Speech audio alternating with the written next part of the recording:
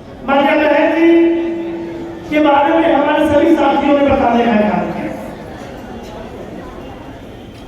मान्या बहन जी से अभी मीडिया वाले मजदूर साथी उनसे एक सवाल कर रहे थे और हमारे पूर्व वक्ताओं ने भी इस बात को बताने का काम किया कि हम 11 साल से 11 वर्षों से सरकार में नहीं है। तो उस पर मान्या बहन जी ने इस बात का जवाब दिया मीडिया बंधुओं को। मान्या बहन जी ने कहा कि समय बदलते देर नहीं लगता और समय कब परिवर्तित हो जाए यह हम अंदाजा नहीं लगा सकते। और उन्होंने एक बात कहा कि बहुजन समाज पार्टी तो है लेकिन एक मूवमेंट है, एक दबे कुचले लोगों की आवाज उठाने की एक माध्यम है। और बहुजन समाज पार्टी हमेशा ही दबे कुचले लोगों की एक आवाज बनकर खड़े होने का काम किया। और इसलिए बहुजन समाज पार्टी राजनीतिक पार्टी के साथ साथ हम दबे कुचले लोगों की आवाज उठाने का एक मिशन भी ये पार्टी। साथियों, आपने देखा जब मीडिया बंधुओं ने इस बात को कहने का कारण है कि 11 वर्ष से अब सरकार बनी, तो मान्या बहन जी ने कहा कि जिन हमारे जाबाज साथियों ने 4 बार सरकार बनाई उस पर आप नजर डालिए। निश्चित रूप से बहुजन समाज पार्टी 14 अप्रैल 1984 में बनी, उसके बाद 4 बार सरकार बनाने में कामयाब रही। और जो 4 बार सरकार बनी उसके पीछे आप जाकर देखिए, निश्चित रूप से हमारे लोगों की तपस्या और उसमें खून पसीना दिखाई देगा।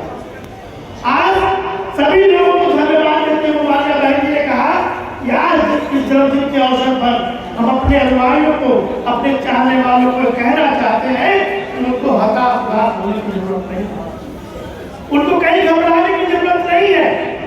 और जिस तरह से ईवीएम में लोगों ने सवाल किया उस पर भी मान्या बहन जी ने कहने का काम किया। मान्या बहन जी ने कहने का काम किया कि जब तक ईवीएम नहीं था तब तक हम 4 बार सरकार बनाने में कामयाब रहे, लेकिन जब से ईवीएम आया कुछ न कुछ तो बात है, कोई न कोई तो कारण है कि गड़बड़ी हो रही है। और जिन देशों में ईवीएम आया और वहां चुनाव हुआ उन देशों में भी ईवीएम को समाप्त करके बैलेट पेपर से चुनाव कराया जा रहा है।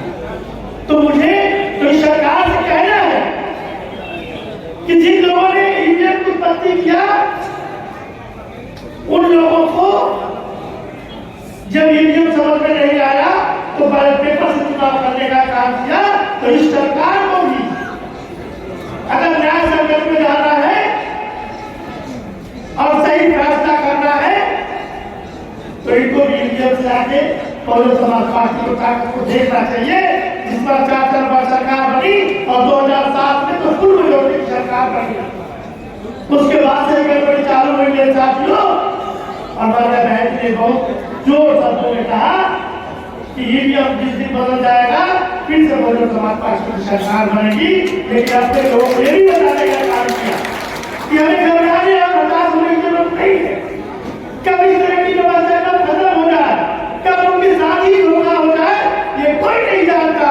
इसलिए आपको हमेशा चौकन्ना और चालाक रहने की जरूरत है, हमेशा होशियार रहने की जरूरत है। और हमेशा ही इस बात को याद रखना है कि ये हमारा मूवमेंट है और इस मूवमेंट को कभी रुकने नहीं देना है, कभी थकने नहीं देना है। साथियों, मैं आपसे कहना चाहता हूँ हमारे महापुरुषों ने बहुत संघर्ष किया और आज अभी हमारे लोग, हमारे साथियों ने, हमारे वक्ताओं ने इस बात को बताने का काम किया कि बीजेपी की सरकार चल रही है और नगर निकाय के आरक्षण की जो बात हुई उसमें इतना जल्दी इन्होंने कर दिया कि जल्दबाजी के चक्कर में ये कितने अनुभवी लोग हैं आप खुद सोच लीजिए कि इन्होंने जल्दबाजी के चक्कर जो आरक्षण मिलना चाहिए था उसमें अव्यवस्था हुई और माननीय सुप्रीम कोर्ट हाई कोर्ट ने उस पर रोक लगाया और इनके मुंह में तबादला। अब ये कहेंगे हम उसको सही तरह से गहन जांच कराएंगे तब करेंगे। इंडिया जज कहते हैं जो पिछड़े आयोग के बने हुए हैं वो कह रहे 6 महीना लगेगा तब हम बना पाएंगे। ये तो काम आपको पहले कर लेना चाहिए।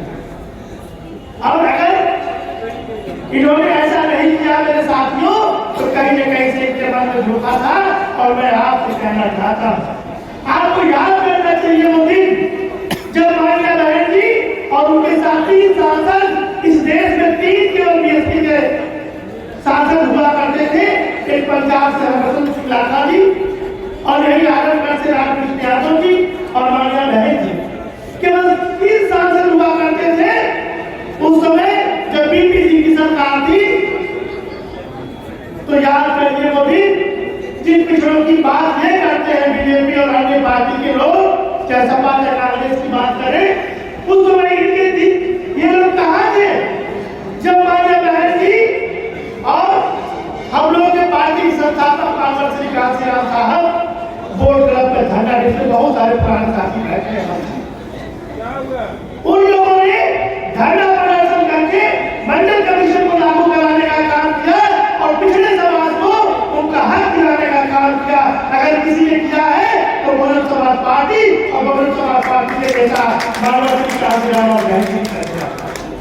आज इनको पिछड़ों की याद आती है, आज पिछड़ों की बात करते हैं, आज आरक्षण की बात करते हैं, लेकिन हमारी भोली भाली जनता पिछड़े समाज की है वो शायद इस बात को भूल जाती है कि उनको हक दिलाने का काम किसने किया। आज फिर ये धोखा में डालकर उनके आरक्षण को खाना चाहते थे लेकिन हाई कोर्ट के मदद से इनको फिर तमाचा मिला है। फिर ये अपना कार्रवाई कर रहे हैं, देखिए कब तक खुला करेंगे। हमको आपको बहलाने का काम करते हैं।